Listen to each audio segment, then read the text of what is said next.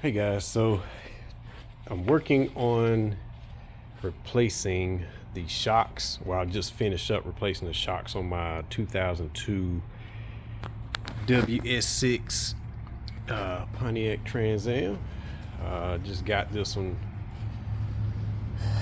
recently, so just gonna give you guys a couple of pointers on how to access the rear shocks on these cars.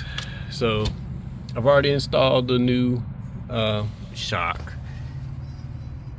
It is, spin that around, it is a KYB shock. So to access this, let me show you.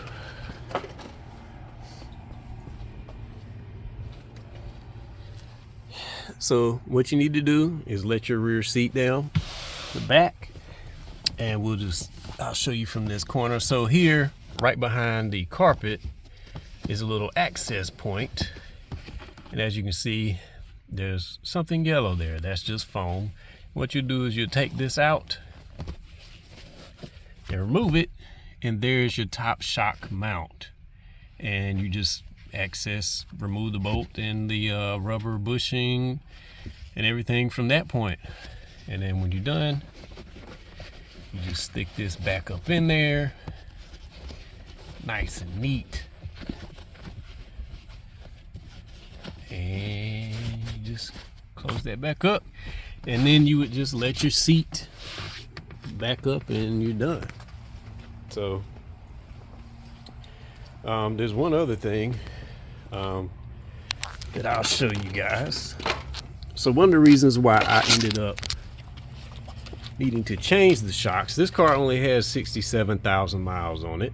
So I noticed that when I was going over some bumps that the car was bottoming out on those bumps. So I noticed that because of that, I needed to change the shocks out. So these shocks were the original shocks, apparently, because these look to be Monroe sensor tracks, and they're so worn out that literally I can push them down and there's no rebound on them. So they're done, and I replaced those with the KYB shock, and there is your part number for those who are interested. Something else cool that a lot of you guys might want to do is, as you noticed, I mentioned that the rear axle was hitting the bump stop. So I ended up replacing these bump stops not too long ago. So this is not the factory style bump stop. So the factory style, from the factory, they would have been like a rubber type, and those deteriorate. So once the replacements that are out there are no longer just straight rubber. So the ones that Advance and O'Reilly's and AutoZone or Napa, the replacements that they have are like a foam type, which is definitely going to deteriorate very fast. And the reviews and everything I read on those were horrible. They were busted up within probably a year or two, sometimes earlier. So the bump stops you see here are actually polyurethane bump stops from Energy Suspension. So here is the part number. So as you can see, it says it's for a Jeep. Well, it's for a Jeep, but it is actually the same size in dimension as the factory style. So in order to get these to fit, you have to trim, because this aluminum spacer here from the factory has a step up for the factory style bumper stop. So in order to make these poly bumper stops work, you have to shave off that step up. So once you shave off that step up, these just mount on top of the spacer and bolt rack back up exactly as the factory ones would. And this keeps it as the same height and everything. So for those who have done a height lowering type deal, there is a different spacer that's out there.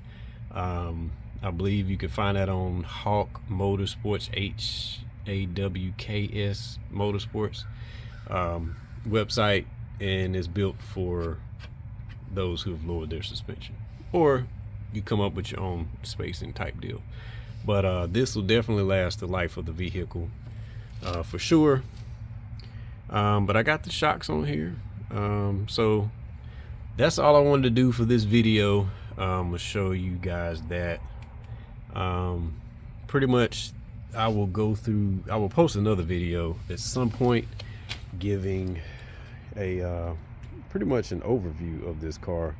It's pretty much stock, all stock, with the exception of me putting drilled and slotted rotors all the way around.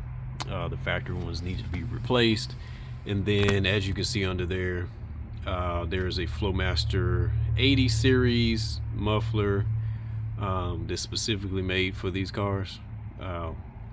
So that's on there. And then obviously the exhaust tips, I did not go with the dual tips for now. I just wanted to be different, because a lot of the guys I see out there are running the dual split tips out of the back versus the single. I call them cannons.